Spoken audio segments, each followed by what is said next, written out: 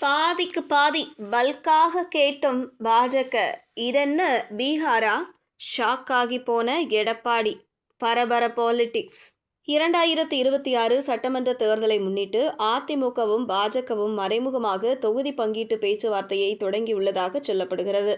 கடந்த தேர்தலில் மிக குறைந்த தொகுதிகளை பெற்ற பாஜக தற்போது 60 தொகுதிகளை கேட்பதாக சொல்லப்படுகிறது.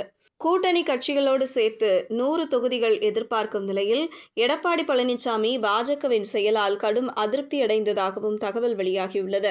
2026 சட்டமன்ற தேர்தலை முன்னிட்டு அதிமுக பாஜக இடையிலான கூட்டணி பேச்சுவார்த்தைகள் மீண்டும் சூடுபிடித்துள்ள நிலையில் தொகுதி பங்கீடு தொடர்பான தகவல் அரசியல் வட்டாரங்களில் பரபரப்பை ஏற்படுத்தியுள்ளது.